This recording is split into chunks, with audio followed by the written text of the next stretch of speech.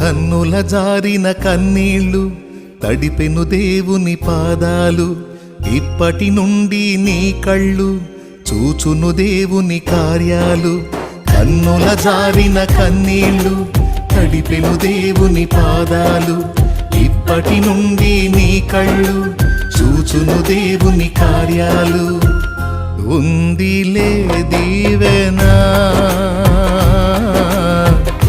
ఎందుక వేదన, పొందిన యాతన